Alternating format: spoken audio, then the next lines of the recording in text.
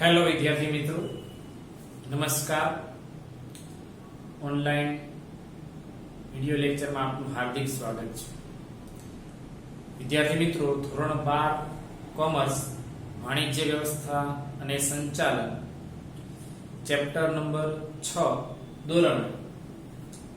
આપણે વિદ્યાર્થી મિત્રો આ પ્રકરણમાં દોરવણીનો પરિચય લીધા બાદ આપણે દોરવણીના 4 તત્વોની વાત કરી, જેમાં પહેલું નિરીક્ષણ, બીજું અભિપ્રેરણ, ત્રીજું નેતૃત્વ અને ચોથું માહિતી સંચાર.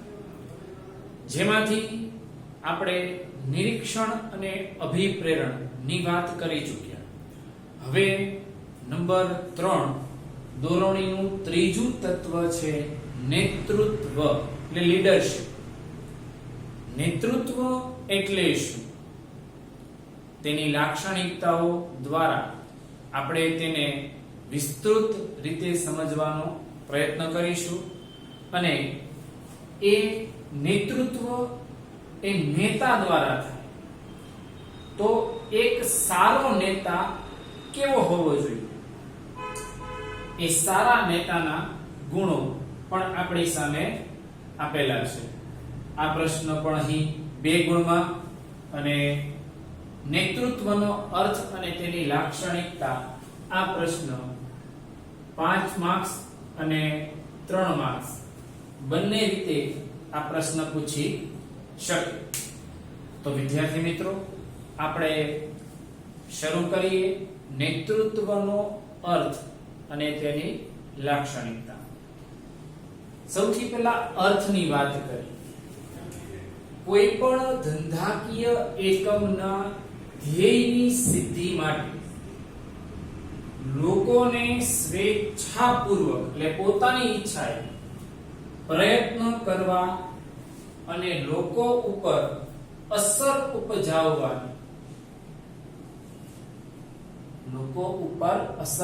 ઉપજાવવાની પ્રવૃત્તિ અને ગુણને નેતૃત્વ કહી શકાય. દરેક પ્રકારની પ્રવૃત્તિ કે કાર્યો કરવામાં ક્યાંક ને ક્યાંક એક સારા નેતાની એમાં જરૂર પડે છે. જેટલી પણ સંસ્થાઓ, જેટલા પણ એકમો, જેટલા ધંધાદારી એકમો બજારમાં ચાલે છે, ત્યાં એક કરતા વધારે સંખ્યામાં વ્યક્તિઓ કામ કરે છે.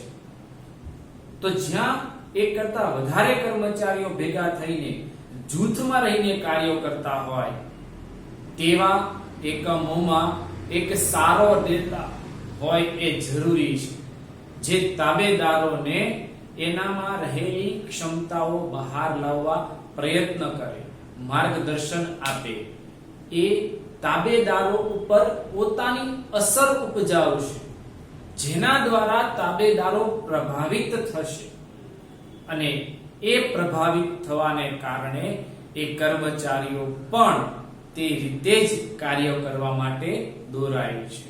એટલે કોઈ પણ ધ્યેયની સિદ્ધિ માટે લોકોને સ્વેચ્છાપૂર્વક એટલે એની પોતાની ઈચ્છાએ પ્રયત્ન કરવા, લોકો ઉપર અસર ઉપજાવવાની પ્રવૃત્તિ અને ગુણને નેતૃત્વ કહી શકાય. નેતૃત્વ એક એવી બાબત છે જે તાબેદારો માત્ર એને જોશે, તેના દ્વારા એના ઉપર એની અસર પડે છે. એટલે તાબેદારોને કંઈ કહેવાની જરૂર પડતી નથી. જેમ નેતૃત્વ એટલે કે નેતા જે પ્રકારનો અમલ કરશે એના આધારે તાબેદારો એને જોઈને તેનું અનુકરણ કરશે.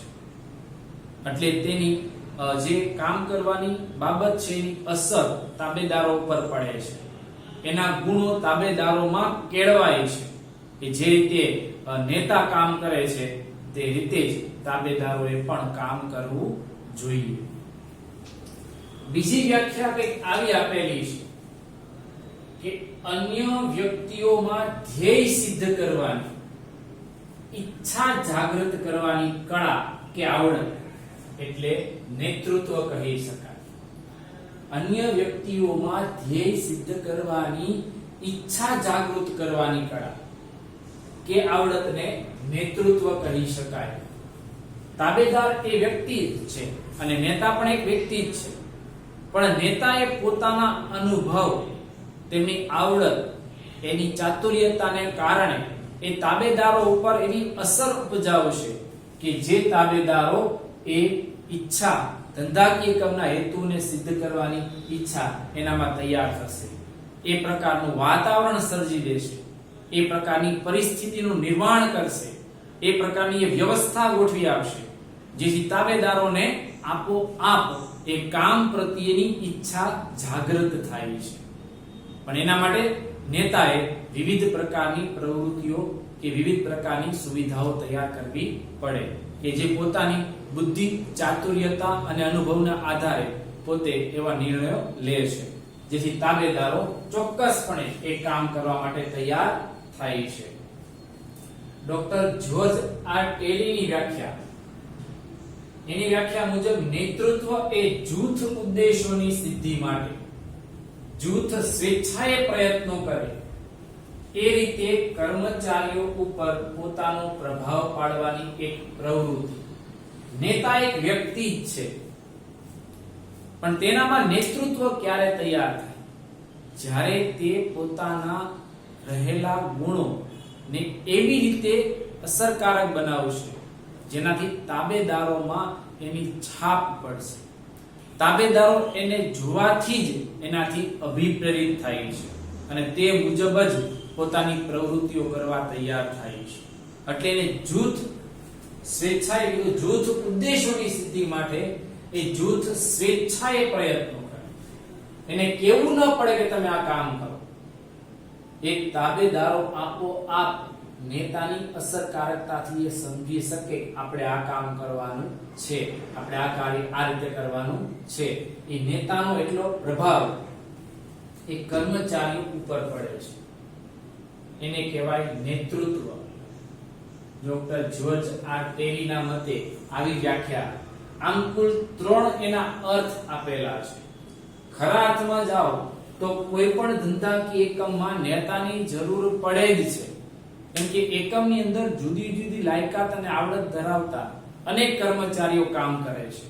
આ બધા જ કર્મચારીઓને આપણા એક જ હેતુ માટે, એક જ ઉદ્દેશ માટે આપણે પ્રયત્નશીલ બનાવવા હોય તો તેના માટે એક સારો, અનુભવી, બુદ્ધિક્ષમ, કાર્યક્ષમ નેતાની જરૂર પડે જે આ તાબેદારોમાં એવો પ્રભાવ પાડશે કે તાબેદારો આપોઆપ એ ધંધાકીય કામના હેતુઓ સિદ્ધ કરવા માટે પ્રયત્નશીલ બને છે.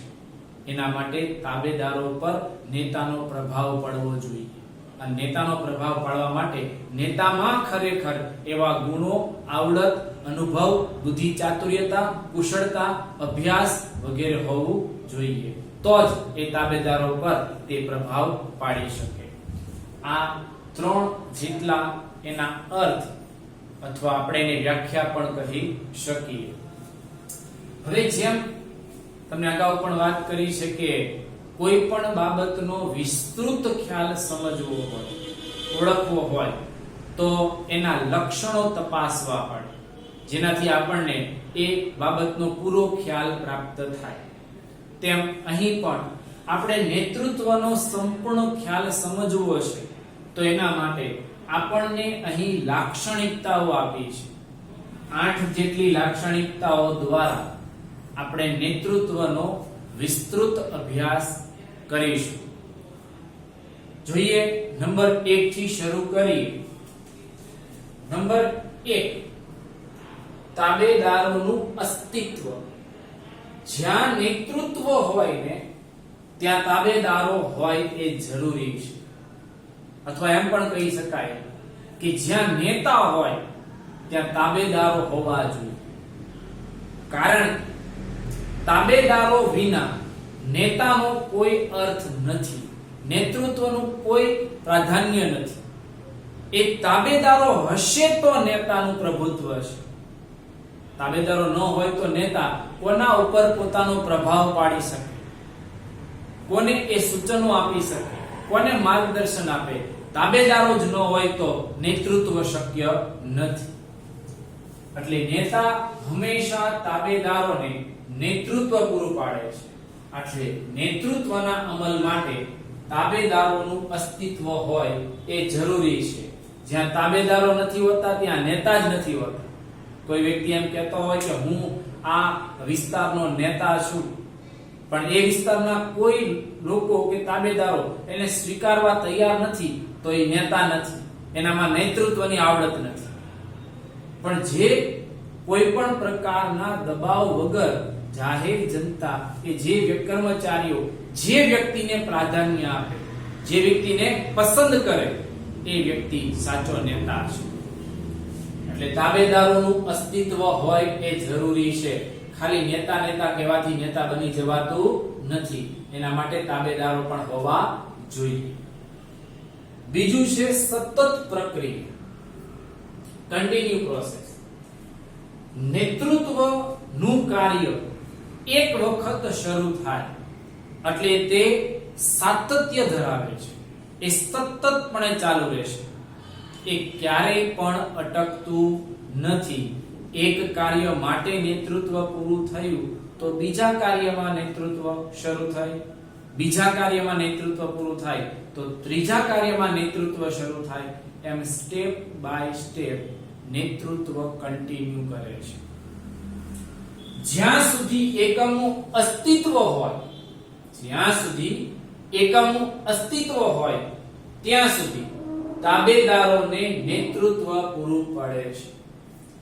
આમ નેતૃત્વ એ સતત પ્રક્રિયા છે. કેવી પ્રક્રિયા છે? સતત પ્રક્રિયા છે. લોકો સવાલ ઘણી વખત આ પૂછી નાખે. નેતૃત્વ એ કેવી પ્રક્રિયા છે? કન્ટિન્યુ પ્રોસેસ છે. ત્રીજું લક્ષણ, નેતૃત્વનો સ્વીકાર. નેતૃત્વ માટે નેતા અને તાબેદારો હોવા જરૂરી છે. નેતા પણ છે અને તાબેદારો પણ છે. પણ એ નેતા ક્યારે કહેવાશે? જ્યારે આ તાબેદારો એ નેતાનો સ્વીકાર કરે કે હા, આ અમારો નેતા છે, તો એ નેતા ગણાશે. પણ તાબેદારો એનો સ્વીકાર નથી કરતા તો તાબેદારો હોય અને નેતા હોય તો એ નેતા ગણાતો નથી, કેમ કે તાબેદારો એનું સમર્થન કરતા નથી. એટલે નેતૃત્વ માટે નેતા અને તાબેદાર હોવા જરૂરી છે. નેતાનો સ્વીકાર એ તાબેદારો દ્વારા થવો જોઈએ. જો તાબેદારો દ્વારા નેતાનો સ્વીકાર ન થાય તો તેને નેતા ગણી શકાય નહીં. નેતા દોરવણી આપે છે અને તાબેદારો તેને શું કરે છે? અનુસરે છે. પણ તાબેદારો જ એને નેતા ન માનતા હોય તો એને અનુસરતા નથી, એની દોરવણીને ધ્યાનમાં લેતા નથી. એટલે એના માટે જરૂરી છે કે જ્યાં નેતા હોય ત્યાં તાબેદારો હોય એ તો જરૂરી જ છે, પણ સામે તાબેદારો નેતાનો શું કરવા જોઈએ? સ્વીકાર પણ કરવા જોઈએ. ચોથું લક્ષણ, અવૈધિક અને પ્રભાવ ઉભા કરી શકે એવા સંબંધો. આપણે આગળ ભણી ગયા વૈધિક અને અવૈધિક માળખું. તો વૈધિક માળખામાં શું આવે? નીતિ નિયમો અનુસાર તૈયાર થયેલું માળખું, જેને આપણે વૈધિક માળખું કહેતા. અને અવૈધિક માળખું જે લાગણી, સંબંધો, પ્રેમ વગેરેને આધારે તૈયાર થતું માળખું, એ અવૈધિક સંબંધો છે.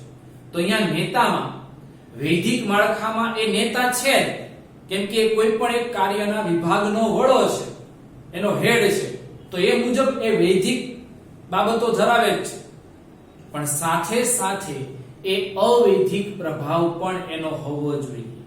એ તાબેદારો સાથે હું, પ્રેમ, લાગણી વગેરે બાબતોથી એ સંકળાયેલો હોવો જોઈએ.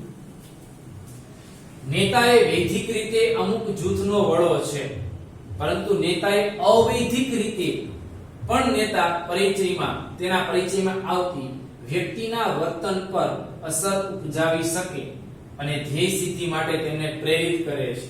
એટલે વૈધિક રીતે તો એ કાર્યરત છે જ, સાથે સાથે તેણે અવૈધિક રીતે પણ લોકો પર પોતાનો પ્રભાવ પાડવો પડશે કે જેથી લાગણીઓ, દયા, ભાવ, કરુણા વગેરેને આધારે મિત્ર ભાવના સંબંધો, અન્યથા કોઈ પણ રીતે એ અવૈધિક રીતે એ તાબેદારો સાથે સંકળાયેલો હોવો જોઈએ, જેના દ્વારા તાબેદારો વધારે પ્રેરિત થશે અને ધ્યેય સિદ્ધિ માટે પ્રયત્નશીલ બનશે.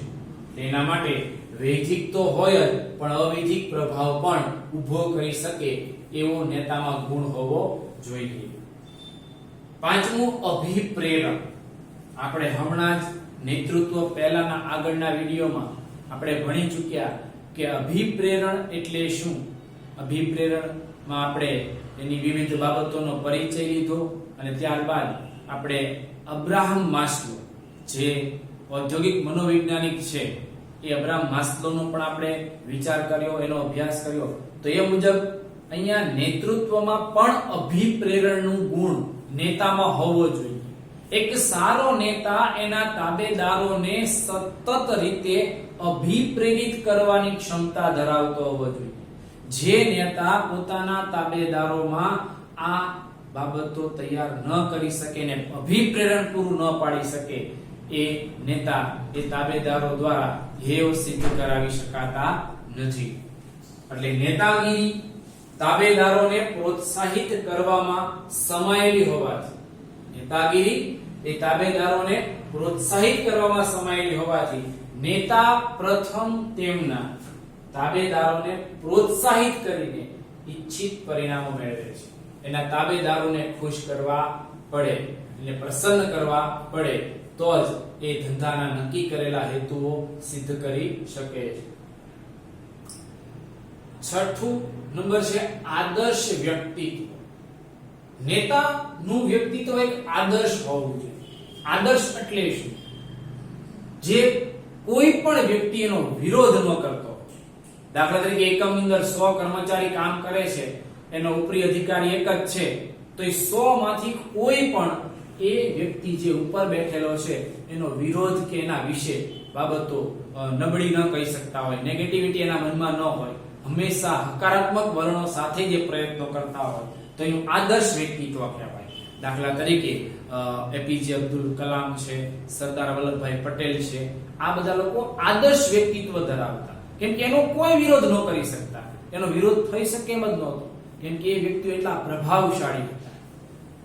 આ નેતા આદર્શ વ્યક્તિ હોવો જોઈએ. નેતા પોતાના આચરણ કે વર્તણથી પોતાના તાબેદારોને પ્રભાવિત કરે છે. એ વાત સાચી છે. સરદાર વલ્લભભાઈ પટેલ જ્યારે મૃત્યુ પામ્યા ત્યારે એના ખાતામાં 200-250 રૂપિયા જ હતા, બેંક ખાતામાં. બીજેની પાસે કોઈ સંપત્તિ ન હતી. એવી રીતે અબ્દુલ કલામ પણ, જે પીડી અબ્દુલ કલામ આપણા રાષ્ટ્રપતિ રહી ચૂક્યા, એ પણ જ્યારે મૃત્યુ પામ્યા ત્યારે એની પાસે સંપત્તિ નહોતી. એને દેશ માટે જ સેવા કરી હતી. એક સાચા નેતાના એ ગુણો છે. એનું આચરણ તાબેદારો ઉપર જાય છે, એની વર્તણૂક તાબેદારો ઉપર અસર કરે છે, એ તાબેદારોને પ્રભાવિત કરે છે. નેતામાં અમુક જન્મજાત ગુણો હોય છે, જ્યારે કેટલાક વિકસાવેલા ગુણ હોય છે. કોઈ પણ નેતા જન્મથી જ નેતા ન હોય, તો કેટલાક ગુણો એને વિકસાવેલા હોય, કેટલાક ગુણો એને જન્મની સાથે મળેલા હોય. આવી ગુણસભર વ્યક્તિ જ નેતાગીરી કરી શકે. હેલ્પફુલ વ્યક્તિ નેતાગીરી કરી શકતું નથી. એટલે એક સારો વ્યક્તિ જે દરેક વ્યક્તિ માટે હકારાત્મક વલણો સાથે સંકળાયેલો હોય એવો આદર્શ વ્યક્તિ જ નેતા બની શકે છે. 7 હિતોની એક વાક્યતા. અહીંયા જેમ આપણે આગળ વાત કરી કે હુકમની એક વાક્યતાનો સિદ્ધાંત ભણી ગયા હેનરી ફેવલનો, દોરણીની એક વાક્યતાનો સિદ્ધાંત ભણી ગયા, એમ અહીંયા હિતોની એક વાક્યતા એટલે જેમાં નેતાનું હિત એમાં તાબેદારોનું હિત, જેમાં તાબેદારોનું હિત એમાં નેતાનું હિત, એ સમકક્ષ હોવું જોઈએ. કે અમુક લેવલમાં તાબેદારોને નુકસાન થાય પણ નેતાને નુકસાન ન થાય, તો એ સાચું નેતૃત્વ નથી. નેતૃત્વમાં નેતા અને તેના તાબેદારો વચ્ચે હિતોની એક વાક્યતા સધાય છે. જો નેતા અને તેના તાબેદારોના હિતો અલગ અલગ હોય તો નેતૃત્વ કેવું બને? બિન અસરકારક બને. નેતાનું અને તાબેદારોનું હિત ક્યારેય જુદું જુદું ન હોઈ શકે, અને જો એવું હોય તો એ નેતૃત્વ અસરકારક હોતું નથી. ને છેલ્લું લક્ષણ છે પરિસ્થિતિઓની અસર. સમય, સંજોગોને પરિસ્થિતિ હંમેશા બદલાતા રહેવાના. તો જેમ જેમ પરિસ્થિતિઓ બદલાતી જશે એમ નેતા કે નેતૃત્વ ઉપર પણ એની અસર પડે છે. નેતાની સફળતાનો આધાર ચોક્કસ પરિસ્થિતિ પર રહેલો છે. જો પરિસ્થિતિમાં ફેરફાર થાય તો નેતાને ઘણી વખત સફળતા મળતી નથી. એવું હંમેશા ન કહી શકાય કે તાબેદારો જેનું સમર્થન કરતા હોય એ જ નેતા સફળ થાય. ઘણીવાર તેઓ નિષ્ફળ પણ જાય પરિસ્થિતિને કારણે. પરિસ્થિતિ ઘણી વખત વિપરીત પણ સર્જાય તો ત્યાં નેતૃત્વ ઉપર તેની માઠી અસર પડી શકે છે. આ એના 8 લક્ષણોની આપણે વાત કરી. હવે એક સારો નેતા કેવો હોવો જોઈએ, એનામાં એવા કયા કયા ગુણો હોવા જોઈએ જેનાથી તાબેદારોને પ્રભાવિત કરી શકાય, બીજા વ્યક્તિ પોતાના આચરણમાં તેનો અમલ કરી શકે. એવો સારો નેતા હોય તો એમાં આ 3 ગુણ હોય છે. કેટલા ગુણ છે? 3. આ સારા નેતાના ગુણો 2 માર્ક્સમાં આ પ્રશ્ન પૂછાય છે. અને સારા નેતાના 3 ગુણમાં પહેલું શારીરિક. એક પ્રભાવશાળી નેતા માટે શારીરિક તંદુરસ્તી એ પૂર્વ જરૂરિયાત છે. આ ઉપરાંત શારીરિક બાંધો, આકર્ષક સૌંદર્ય, શાંત અને આનંદી સ્વભાવ અને મદદનીશોને કાર્ય માટે હંમેશા પ્રેરણા પૂરી પાડે. તો એ પ્રકારનું શારીરિક ગુણ એનામાં હોવો જોઈએ. ઉદાહરણ તરીકે લેવું હોય તો નરેન્દ્રભાઈ મોદી જે આપણા હાલના વડાપ્રધાન છે એનું શારીરિક ગુણ કદાચ આ રીતના જ તમને જોવા મળશે. 2 નંબર બૌદ્ધિક ગુણ. સારો નેતા બૌદ્ધિક શક્તિ ધરાવતો હોવો જોઈએ. બૌદ્ધિક ગુણોમાં નિર્ણય શક્તિ, માનસિક ક્ષમતા, ગ્રહણ શક્તિ, વૈજ્ઞાનિક દ્રષ્ટિકોણ, નવું જ્ઞાન મેળવવાની હંમેશા તૈયારી, તર્ક શક્તિ, દીર્ઘદ્રષ્ટિ તથા વિવિધ કૌશલ્યો જેવા કે વક્તૃત્વ કળા એટલે બોલવાની કળા, ગણન કૌશલ્ય એટલે ગણતરીની આવડત, આંતર સંબંધોનું જ્ઞાન, વિવિધ પ્રકારના વ્યવહારો કરવા માટે તથા માનવીય કૌશલ્ય વગેરેનો સમાવેશ થાય છે.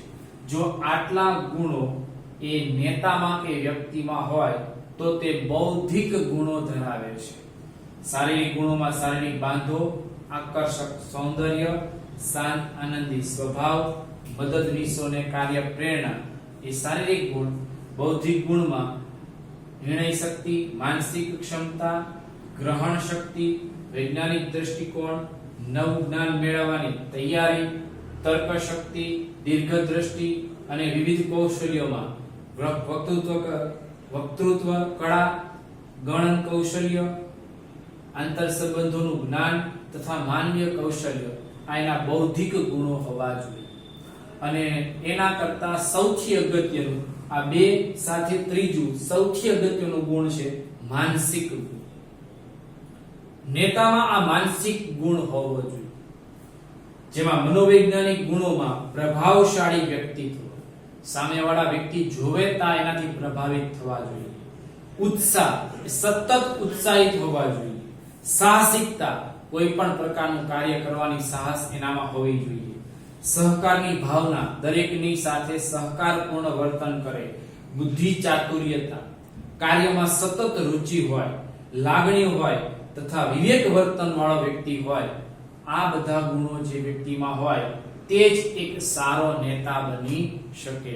વિદ્યાર્થી મિત્રો, આ સારા નેતાના 3 ગુણ 2 ગુણ માટે પૂછાય અને નેતૃત્વનો અર્થ અને તેની લાક્ષણિકતા 3 કે 5 ગુણમાં આ પ્રશ્ન પૂછી શકે. આગળનો અભ્યાસ આપણે આગળના વિડીયોમાં કરીશું.